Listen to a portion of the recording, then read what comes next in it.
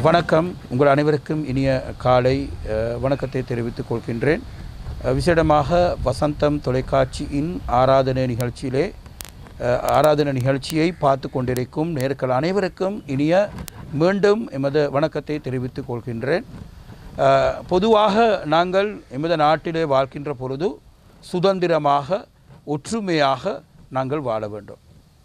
எமது நாட்டிலே பல்லின சமூகங்கள் வாழ்கின்ற ஒரு திருநாடாக காணக்கூடியதாக இருக்கும். இது அழகான நாடு. இந்த நாட்டிலே நாங்கள் ஒற்றுமையாக வாழ வேண்டும், சகோதர போல வாழ வேண்டும், ஒருவரை புரிந்து கொள்ளக்கூடியவர்களாக வாழ வேண்டும். அப்படிப்பட்ட வாழ்கின்ற பொழுது உதாரணமாக எமது நாட்டிலே 2 மொழிகள் பயன்படுத்தக்கூடிய ஒரு நாடாக அமைந்திருக்கின்றது.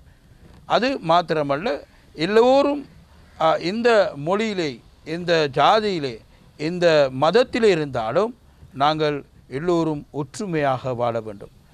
எமது பக்கத்திலே இருக்கின்ற அயலவர்களுக்கு நாங்கள் உதவி செய்ய வேண்டும்.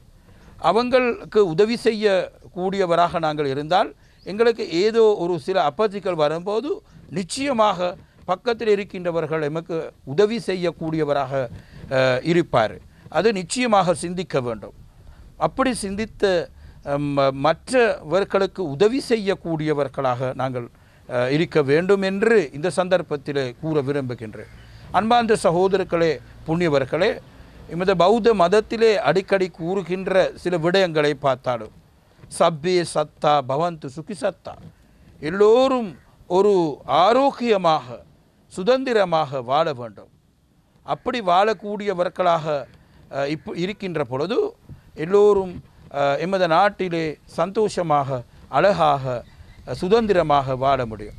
அப்போ 1948 ஆண்டு பிப்ரவரி மாதம் 4ஆம் தேதி நாங்கள் முழுக எமது நாட்டுக்கு வாழ்கின்ற மக்கள் தேசிய சுதந்திரம் அந்த விழாவை மிக கோலாகலமாக கொண்டாட கொண்டிருக்கின்றோம். நாங்கள் அது சுதந்திரமாக கொண்டாட கொண்டிருக்கின்ற அந்த நேரத்திலே தேசிய கீதம் இசைக்கப்பட்ட நேரத்திலே நாங்கள் அதுக்கு கௌரவப்படுத்த வேண்டும், மரியாதைப்படுத்த வேண்டும். ஆனால் சிலவர்கள் எமது நாட்டிலே தேசிய கீதத்தை இசைக்கப்படுகின்ற பொழுது அதுக்கு ஒரு கௌரவத்தையும் மரியாதையத்தையும் படாமல் அவங்கள செய்கின்ற காரியங்கள், அதே போன்று அதுக்கு எந்த அக்கறையும் படுத்தாமல் அவங்கள் இருக்கின்றார்கள். அது நிச்சயமாக அது தவறான ஒரு செயற்பாடு. நீங்கள் தேசிய கீதத்தை இசைக்கப்படுகின்ற எந்த இடத்திலேயும் பார்த்தாலும் கேட்டாலும் நீங்கள் அந்த தேசிய கீதத்துக்கு மரியாதை செலுத்தப்பட வேண்டும். அப்படி இல்லாவிட்டால் எங்களுக்கு ஒரு தாய் மக்களாக வாழ முடியாது. ஒரு தாய் மக்கள் நாமாவோம் என்று அந்த பாடலில் எனக்கு ஞாபகம் வருகிறது. ஒன்றுபடுவோம், நாங்கள் ஒன்றுபட்டால் ஒன்று வாழ்வு என்று இந்த கருத்துக்களையை நாங்கள் சிந்திக்க வேண்டும். அப்படி சிந்தித்து பல்லின சமூகங்கள் வாழ்கின்ற எமது நாட்டிலே நாங்கள் சகோதர போல சந்தோஷமாக சுதந்திரமாக வாழ வேண்டும் என்று இந்த நேரத்திலையும் சிந்திக்க வேண்டும். அப்படி சிந்தித்தாவிட்டால் நிச்சயமாக எங்களுக்கு ஒரு சிறந்த மனிதர்களாக வாழ முடியாது. இந்த காலையிலே நீங்கள் அது சிந்திக்க வேண்டும். மரியாதை செலுத்தப்பட வேண்டும். அந்த பெரியவர்களை மதிக்கப்பட வேண்டும். இந்த நாளிலே நீங்கள் அது சிந்தித்து நல்ல நாளாக உங்கள் அனைவருக்கும் அமைய வேண்டும் என இந்த சந்தர்ப்பத்திலே கூறிக்கொண்டு உங்கள் அனைவருக்கும் புத்த பெருமானின் ஆசீர்வாதத்தை தெரிவித்து கொண்டு விடைபெறுகின்றேன். நன்றி, வணக்கம். ஓம்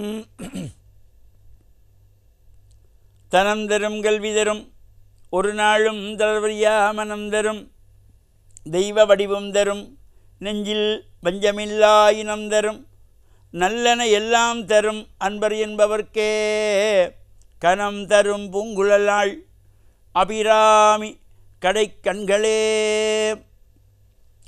வசந்தம் தொலைக்காட்சி நேயர்கள் அனைவருக்கும் சர்வதேச இந்து மத குருபீடத்தின் இனிய காலை வணக்கங்களும் நல்லாசிகளும்.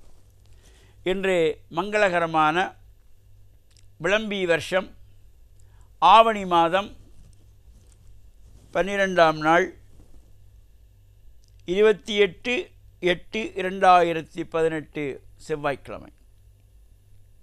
இன்று மலர்ந்திருக்கின்ற இன்றைய பொழுது நம் எல்லோருடைய வாழ்விலும் எல்லா விதமான சிறப்புகளும் வெற்றிகளும் கிடைக்க, இறையருளும் குருவருளும் பூர்ணமாக நிறைய பெற்றோர்கள், பெரியோர்கள், தாத்தா பாட்டி போன்ற வயதிலே மூத்தவர்களுடைய அன்பும் ஆசியையும் பெறுகின்ற பொழுது வாழ்வில் நமக்கு நடப்பது எல்லாமே நல்லதாக அமையும். அந்த வகையில் இன்று மங்களவாரம் என்கின்ற செவ்வாய்க்கிழமை. இந்த செவ்வாய்க்கிழமைகளே அம்பாள் ஆலயங்களிலே விசேஷ பூஜைகள் வழிபாடுகள் செய்யக்கூடியது. இந்த செவ்வாய்க்கிழமைகளிலே வருகின்ற ராகு கால நேரம், பொதுவாக ஒவ்வொரு நாட்களும் 1.5 மணி நேரங்கள்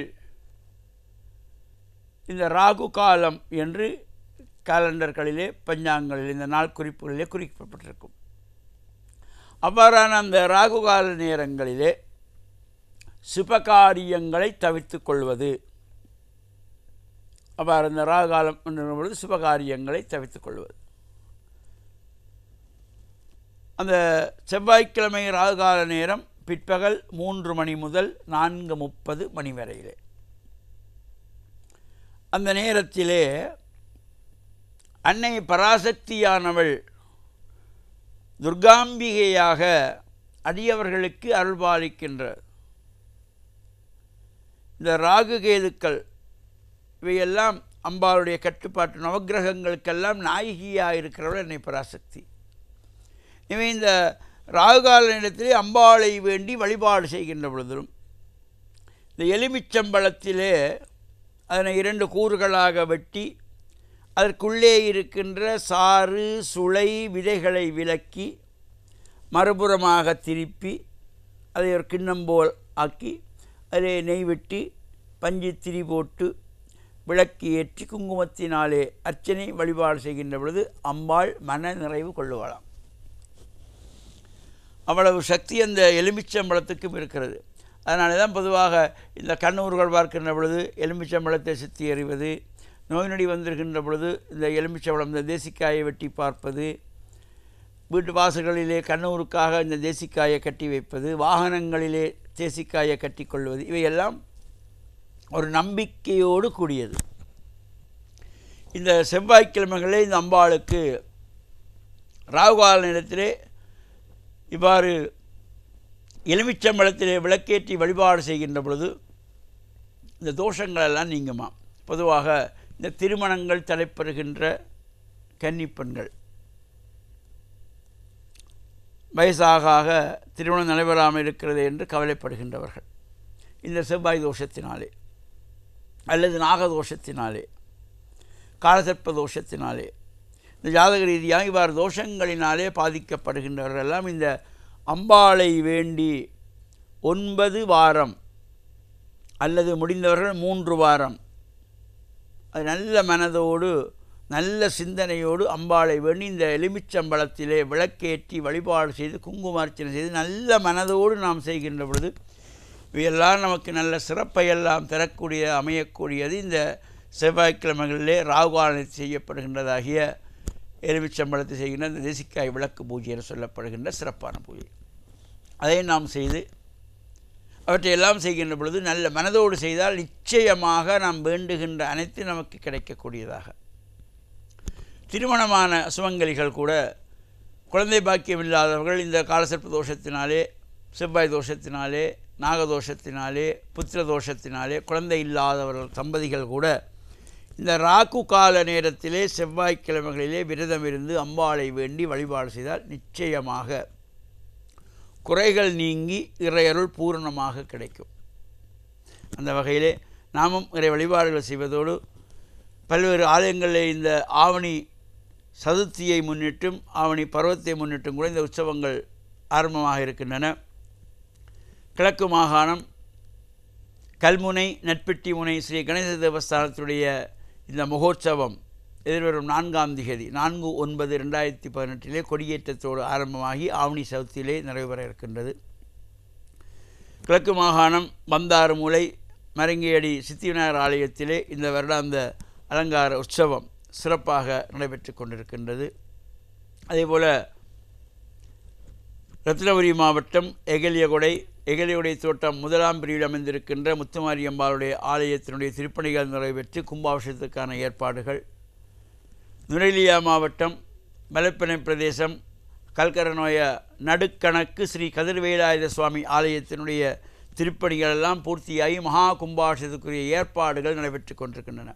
இவ்வாறான சிறப்புகளோடு கூடிய ஆலய வழிபாடு நாம் சென்று இறை வழிபட்டு இறையருளை பூர்ணமாக பெற்று மண்ணில் நல்ல வண்ணம் வாழ வசந்தம் தொலைக்காட்சி நேயர்கள் அனைவருக்கும் சர்வதேச இந்து மத குறிப்பீடத்தின் சார்பில் நல்லாசிகளை கூறிக்கொள்வதில் மனமகிழ்வு கொள்கிறோம். சர்வே ஜனாஹாம் சிகினோ பவந்து சமஸ்த சன் மங்களானி சந்து சுபம். பிஸ்மில்லாஹிர் ரஹ்மானிர் ரஹீம். அல்ஹம்துலில்லாஹில்லதி கஃபா வஸ்ஸலாத்து அலல் முஸ்தஃபா. வசந்தம் தொலைக்காட்சியின் ஆராதனை நிகழ்ச்சியின் நேயர்களே, அஸ்ஸலாமு அலைக்கும் வரஹ்மத்துல்லாஹி வபரகாத்துஹு. இன்றைய நாள் இன்னுமோர் செவ்வாய்க்கிழமையை அடைந்திருக்கின்றோம். வாழ்க்கைக்கு தேவையான நல்ல பல வழிகாட்டல்களை பெற்றுக்கொள்கின்ற பாக்கியத்தை அல்லாஹு தாலா இந்நாளிலும் எமக்கு ஏற்படுத்தி தந்தருள்வானாக.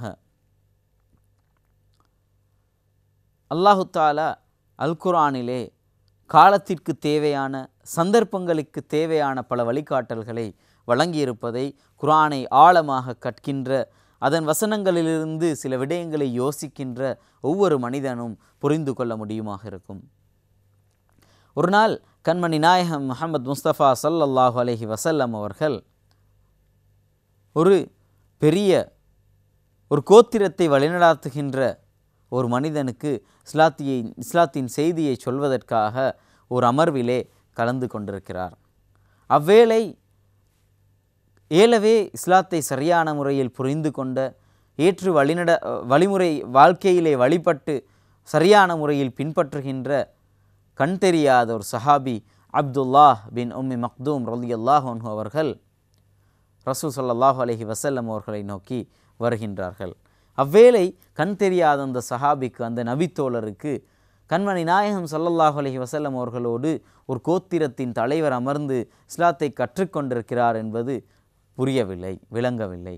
அவர் அப்படியே வருகின்ற போது கண்மணி நாயகம் ஸல்லல்லாஹு அலைஹி வஸல்லம் அவர்கள் ஒரு மனிதனாக நின்று, அவரது இயல்பில் நின்று அந்த செயலை, அந்த அப்துல்லா இப்னு உம்மி மக்தூம் ரலியல்லாஹு அன்ஹு அவர்கள் வந்த செயலை வெறுக்கின்ற ஒரு அடையாளத்தை அவரது முகபாவனையிலே காட்டுகின்றார். இவ்வேளை ஒரு மனிதன் இப்படி ஒரு தவறை செய்கின்ற போது அல்லாஹு தாலா அதனை கண்டிக்கின்ற, அது பற்றி சரியான வழிகாட்டலை வழங்குகின்ற ஒரு குர்ஆனிய அத்தியாயம்தான் சூரா அபஸ், 80வது அத்தியாயமாக அல் குர்ஆனிலே அமைந்திருக்கின்ற அந்த அத்தியாயம் கண்மணி நாயகம் ஸல்லல்லாஹு அலைஹி வஸல்லம் அவர்கள் முகம் கடுகடுத்ததை பற்றி ஆரம்பிக்கின்ற ஒரு அத்தியாயமாக அமைந்திருக்கிறது. அபஸ வதவல்லா அன் ஜாஅஹுல் அஅமா. ஓர் குருடான கண் தெரியாத மனிதர் கண்மணி நாயகம் ஸல்லல்லாஹு அலைஹி வஸல்லம் அவர்களிடம் வந்தபோது இவர் கடுகடுத்தார் என்ற அந்த தொனியிலே அந்த அத்தியாயம் ஆரம்பித்து செல்கின்றது.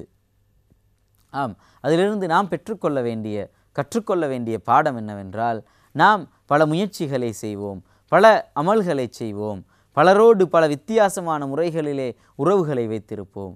ஆனாலும் ஒருபோதும் ஒரு ஏழையையோ அல்லது கஷ்டத்தில் இருக்கின்ற மனிதரையோ ஒரு அங்கவீனனையோ அல்லது ஏதோ ஒரு விதத்தில் நாம் குறைவென்று நினைக்கின்ற ஒரு விடயத்தை வைத்திருக்கின்ற ஒரு மனிதரிடமோ நாங்கள் எப்போதும் இரண்டாம் தரமாக பார்க்கின்ற ஒரு நிலைமைக்கு மாறக்கூடாது. அவர்களுக்குரிய கண்ணியத்தை சரியான முறையில் வழங்க வேண்டும். யாருக்கும் கண்ணியம் எங்கிருக்கின்றது என்றால் தக்வா, இறையச்சமும் அழகான முறையில் வாழ்க்கையை கொண்டு செல்கின்ற நல்ல பல பண்பாடுகளும் ஒரு மனிதரிடத்தில் இருப்பதாக இருந்தால் நிச்சயமாக அவர்தான் இறைவனின் பார்வையில் மகத்தானவர், இறைவனின் பார்வையில் கண்ணியம் பொருந்தியவர். எந்தவித பாவங்களும் சம்பந்தப்படாத ஒரு மனிதர் சில போது ஏழையாக இருக்கலாம், ஆனால் அவருக்குத்தான் இறைவனிடம் மரியாதை இருக்கும். சில பணக்காரர்கள் சில போது பல பாவங்களோடும் மோசடிகளோடும் வாழ்வார்கள். அவர்களுக்கு இறைவனின் பார்வையில் இரண்டாம் இடம்தான், அடுத்த தரங்கள் தான் கிடைக்கும். எனவே நாங்கள் எப்போதும் இயல்பிலேயே எம்மோடு அதிகம் தொடர்பு வைக்க விரும்புகின்ற, எம்மை அதிகம் நேசிக்கின்ற சில மனிதர்கள் இருப்பார்கள். அவர்களை நாங்களும் நேசிக்க கடமைப்பட்டிருக்கின்றோம். சில போது அவர்கள் எமது தரத்தில் இல்லை என்று நாங்கள் நினைக்கலாம். எம்மோடு பழகுகின்ற மனிதர்களது வட்டாரத்திற்கு அவர்கள் பொருந்தாதவர்கள் என்று நினைக்கலாம். அப்படியான உணர்வுகளிலிருந்து வெளியே வந்து நாங்கள் எல்லா மனிதர்களையும் சரியான முறையில் மதிக்கின்ற ஒரு கலாச்சாரத்தை நோக்கி நகர கடமைப்பட்டிருக்கின்றோம். அல்லாஹு தாலா எனக்கும் உங்களுக்கும் அப்படிப்பட்ட நல்ல சந்தர்ப்பத்தை வழங்குவானாக. வஆகிரு தஅவானா அனில் ஹம்துலில்லாஹி ரப்பில் ஆலமீன். வஸ்ஸலாமு அலைக்கும் வரஹ்மத்துல்லாஹி வபரகாத்துஹு. கிறிஸ்துக்குள் பிரியமானவர்களே, புதியதொரு நாளுக்குள்ளாக வந்திருக்கின்றோம். இந்த ஆகஸ்ட் மாதம் 28ஆம் தேதி. எனக்கு அருமையானவர்களே, ஒரு காய்கறி வியாபாரி, இந்த காய்கறி வியாபாரி இடத்துல ஒரு கிராமத்தில் இருந்த ஒரு மனிதன் தன் தோட்டத்தில் விளைகின்ற காய்கறிகளை எல்லாம் கொண்டு வந்து கொடுத்துவிட்டு அதுக்கு மாற்றீடாக வீட்டுக்கு தேவையான பொருட்களை எடுத்து செல்வார். இவ்வாறு தொடர்ந்து நடந்து கொண்டிருந்த பொழுது ஒரு முறை இவர் தக்காளி 10 கிலோவை கொண்டு வந்து அந்த காய்கறி முதலாளியிடம் கொடுக்கிறார். அவர் கொடுத்த அந்த நிமிஷமே இன்னொரு மனிதன் வந்து தன்னுடைய வீட்டினுடைய தேவைக்காக தக்காளி 10 கிலோ தேவை என்று கேட்கிறார். இவர் இந்த மனிதன் கொடுத்த அந்த 10 கிலோவை அப்படியே தூக்கி கொடுக்கிறார். அவன் வீட்டை போய் நிறுத்து பார்த்த பொழுது 2 கிலோ குறைவதை அறிந்து கொண்டு இவன் கடைக்காரனிடம் வருகிறார். நீ கொடுத்த தக்காளியிலே 2 கிலோ குறைகிறது என்று. இவனுக்கு சரியான கோபம் வந்துவிட்டது. அந்த தோட்டக்காரனை நம்பினேன். ஒவ்வொரு முறையும் கொண்டு வரும் பொழுது நான் நிற்காத அவன் சொன்னதை பேச்சை கேட்டு அப்படியே வாங்கி வைத்தேன். இவன் இவ்வளவு நாள் எனக்கு துரோகம் செய்திருக்கிறார் என்று கோபம், அவனிடத்திலே ஒரு பயங்கர கோபம் வந்தது. அவனை கூப்பிட்டு, அந்த கிராமத்தில் இருந்த அந்த மனிதனை கூப்பிட்டு இவன் விசாரிக்கின்ற பொழுது, ஏன் எனக்கு துரோகம் செய்தாய், 2 கிலோ குறைகிறதே என்று. அவன் சொன்னான், எனக்கு தெரியாது ஐயா, எனக்கு ஒன்றுமே தெரியாது. நான் என்னிடத்திலே நிற்பதற்கு எனக்கு படிகள் இல்லை, அந்த நிறுவை இல்லை. அதனால் நான் என்ன செய்வேன் என்றால், உங்களிடம் வாங்கி போகின்ற அந்த 1 கிலோ சீனியை தட்டிலை வைத்துவிட்டு அந்த 1 கிலோவுக்கு நிகரான தக்காளியோ அல்லது மரக்கறியோ நான் நிறுப்பேன் என்று. அப்பொழுதுதான் அவன் புரிந்தது, அவன் கொடுத்து அனுப்பிய அந்த சீனியினுடைய நிறை குறைவாக இருந்திருக்கிறது என்று. எனக்கு அருமையானவர்களே, மத்தேயு நற்செய்தியிலே 7வது அதிகாரத்திலே நாங்கள் வாசிக்கின்றோம். அங்கே சொல்லப்படுகிறது பாருங்கள், எந்த அளவையால் அளக்கின்றீர்களோ, மத்தேயு நற்செய்தி 7வது அதிகாரம் 2வது வசனம், நீங்கள் எந்த அளவையால் அளக்கின்றீர்களோ அதே அளவையாலே உங்களுக்கும் அளக்கப்படும் என்று. சில நேரங்களிலே நாங்கள் நினைப்பது, எங்களை மற்றவர்களை ஆதரிக்க வேண்டும், அன்பு செய்ய வேண்டும், எங்களை மதிக்க வேண்டும், எங்களை நல்ல முறையில் வைத்திருக்க வேண்டும், எங்களுக்கு தேவையானதை எல்லாம் தர வேண்டும், எங்களை ஒரு சிறந்த மனிதர்களாக மதிக்க வேண்டும் என்று. ஆனால் இந்த காரியத்தை நாங்கள் செய்கின்றோமா? மற்றவர்களிடமிருந்து எதிர்பார்க்கின்றோம், ஆனால் நாங்கள் மற்றவர்களுக்கு அதை கொடுப்பதில்லை. இதனால்தான் நாங்கள் அதே அளவையால் அளக்கப்படுகின்றோம். எனக்கு அருமையானவர்களே, பல நேரங்களில் எங்களுடைய வாழ்க்கை பிறரை நாங்கள் மதிக்காத தன்மை ஏற்படுகிற பொழுது நாங்களும் அதே ஒரு தீர்ப்பை பெறுகின்றோம் என்பதை மறந்து விடுகின்றோம். மற்றவர்களுக்கு ஏதாவது தீமை நினைக்கின்ற பொழுது நாங்களும் ஏதோ ஒரு வகையிலே அதை அனுபவிக்கின்றோம் என்று நாங்கள் நினைப்பதில்லை. இதனால் தான் எனக்கு அருமையானவர்களே, எங்களுடைய முன்னேற்றம் தடைபெறுகிறது. ஆகவே இன்றைய நாளில் நாங்கள் யோசித்து பார்க்க வேண்டும், மற்றவர்களை என் மனதில் எப்படிப்பட்டவர்களாக நான் நினைத்திருக்கின்றேன், மற்றவர்களுக்கு நான் எதையெல்லாம் செய்கின்றேன், அதுதான் எனக்கு அந்த அளவையால் அளக்கப்படும். ஆகவே எனக்கு அருமையானவர்களே, இன்றைய நாளில் இதற்காக நாங்கள் ஒப்பு கொடுத்து ஜெபிப்போம். ஒவ்வொரு நிமிஷமும் மற்றவர்களை எனக்கு சமமானவர்களாக மதிப்பதற்கு நான் மற்றவர்களிடமிருந்து எதையெல்லாம் எதிர்பார்க்கின்றேனோ அதை மற்றவர்களிடம் கொடுப்பதற்கு, அதை என் கணவனாக இருக்கலாம், மனைவியாக இருக்கலாம், பிள்ளைகளாக இருக்கலாம், நான் எதிர்பார்ப்பதை மற்றவர்களுக்கும் கொடுக்கக்கூடிய ஒரு மகனாக மகளாக வாழ்வதற்கு இன்றைய நாளில் நாங்கள் ஒப்பு கொடுத்து ஜெபம் செய்வோம். ஆண்டவர் தாமே உங்களை இன்றைய நாளிலும் கூட நிறைவாக ஆசீர்வதித்து வழி நடத்துவாராக. ஆமென்.